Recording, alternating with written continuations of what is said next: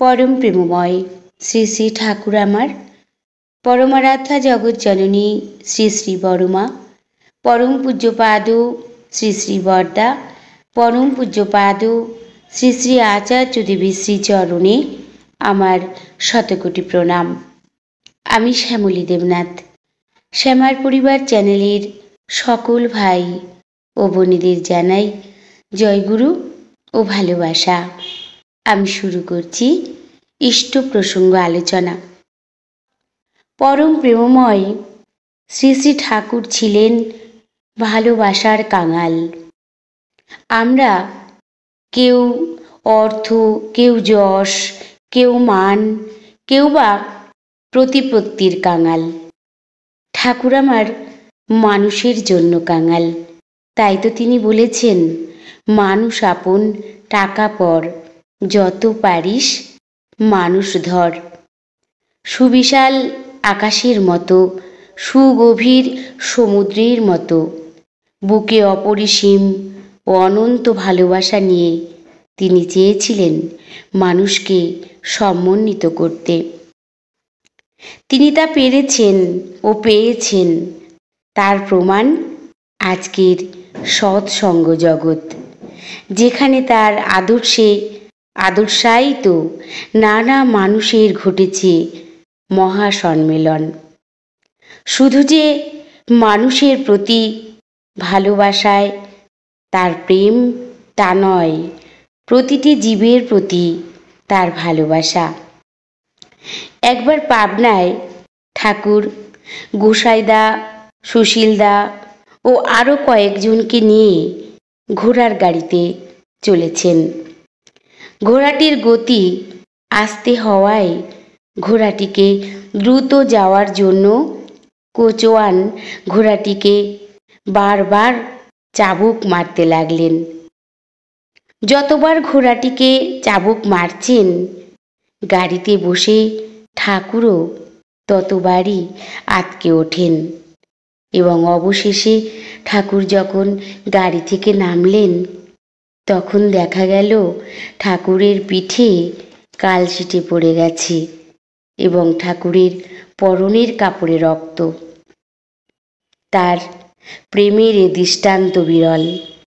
আরও একটি ঘটনা পাবনার আশ্রমের পাশে। একদিন এক তন্ত্রাচারী ব্রাহ্মণ মায়ের পূজার বলিদানের উদ্দেশ্যে একটি ছাগ শিশুকে বেঁধে রেখেছেন। সেই ছাগ শিশুটি খুব চিৎকার করছিল। আশ্রমে বসে পরম দয়ালের অন্তরও আর্তনাদ করে উঠছে।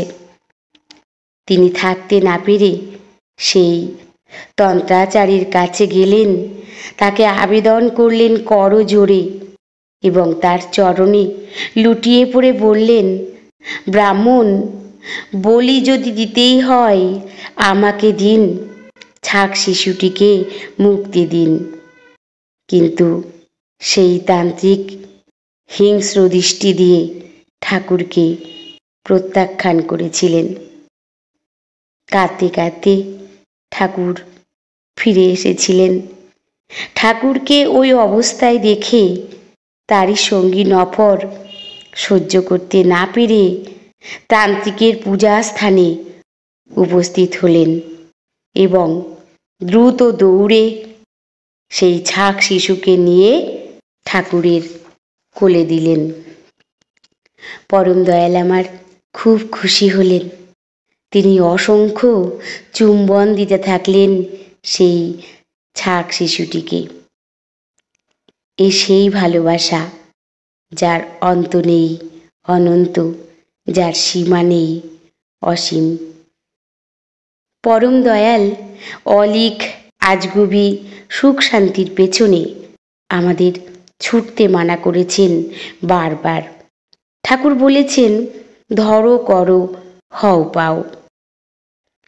মানুষের তিনি পরমাশ্রয়, কিন্তু তা বলে কারো কোনো দুষ্কর্ম বা দুর্বুদ্ধিকে তিনি কখনোই প্রশ্রয় দেননি। আসুন, আমরা পেয়েছি পরম আদর্শকে। তার আদর্শে আদর্শায়িত হয়ে উঠি আমরা। তাই জাতি, ধর্ম, বর্ণ নির্বিশেষে সকলের কণ্ঠ থেকে ধ্বনিত হয়ে উঠুক বন্দে পুরুষোত্তমম। সবাই ভালো থাকবেন, সুস্থ থাকবেন। পরম দয়ালের শ্রী রাতুল রাঙা চরণে আমি সকলের জন্য মঙ্গল প্রার্থনা করি। জয় গুরু।